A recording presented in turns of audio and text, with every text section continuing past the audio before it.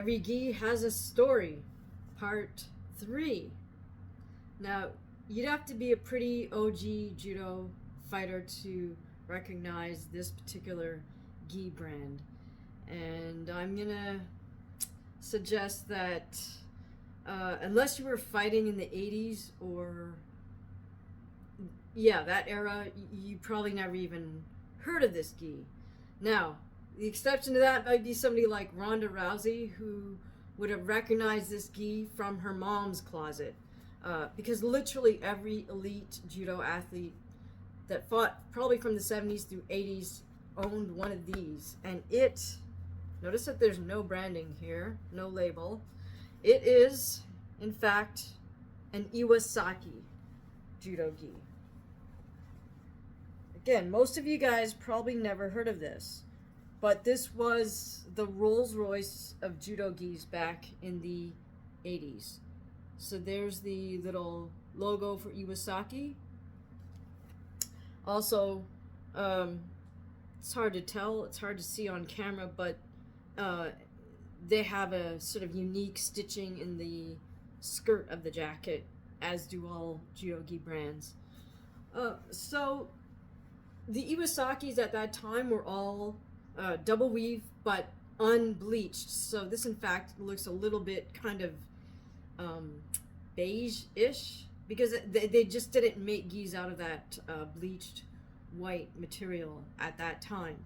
It's also a little bit lighter than say my Adidas gi or the more heavier competitive gis from a little bit later. You could tell the lapel's not quite as thick. But at the time, the Iwasaki was the gold standard. One, because of its construction and its durability, and two, and probably most importantly, was the fit. They might have been one of the first, or the first gi company that didn't just make sizes like 0, 1, 2, 3, or even 1.5, that type of thing. They also included other factors like, I think, slim cut, tall cut, short cut, that type of thing. So you could get a size 1.5 tall, size 1.5 slim. I don't know what all the designations were, and the label's long since worn off the jacket top, but on the inside of the Iwasaki, there's a label again, Iwasaki.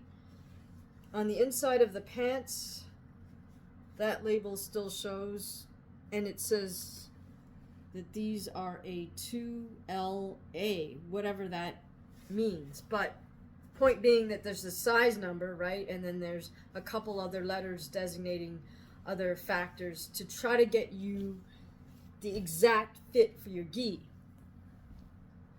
Again, super important through the 80s, 90s, until probably the most recent gi regulation changed by the IJF. But the point is, everybody wanted their gi to fit as snugly as possible within the rules. And the rules at that time were mostly just that the sleeve had to hit your wrist when you extend your arm straight out. So there's all kinds of tricks to work around that rule. But I'll show you how this fits. This still fits more or less the way it should. I fought at 45 and 48, and I'm still at about 48. So you can see, again, now this jacket still fits, and there's lots of space here, again, because the Adidas gi I've shown has darts here for the woman's cut, which then makes this waist part a lot slimmer, so there's not this sort of big overlap in this part of the judo gi. But this gi has stood up really well since the late 80s. No tears in it.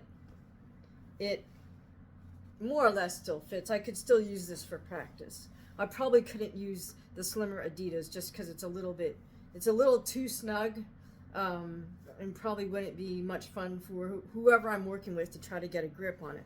This lapel's a little bit thinner, so a little bit easier to grip. Now,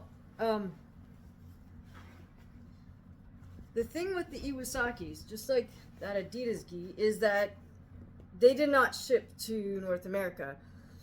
You had to go to Japan, or in my case, I asked somebody to get me one when they went over. Now, this isn't that gi that I had someone get me. This is actually a hand-me-down from a woman named Michelle Buckingham, who is a 4-time, I think, or maybe more, Canadian Olympic judoka. She very kindly just gave me this as a hand-me-down because in the late 80s, the IJF came out with a dramatic gi fit rule change. If you look at footage from the 1984 Olympic Games for judo, and you'll notice that the men, because it was only men at that time, the men's jackets were super tight. It looks like, how could you even get a grip on the sleeve? You really couldn't. I mean, there's no slack to take up at the bottom of anyone's sleeve.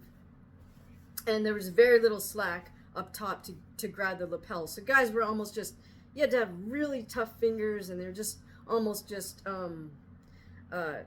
C-gripping or whatever, somebody's arm, taking an over grip, taking an under grip.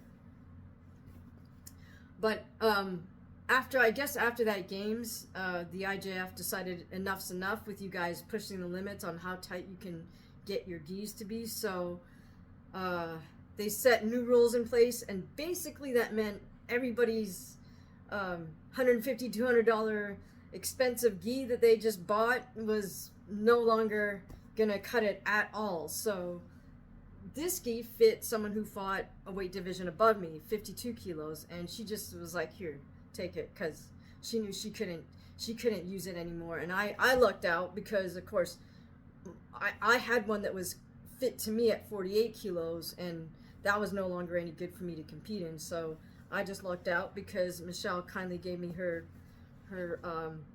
52 kilo gi, which now fit me at 48. Now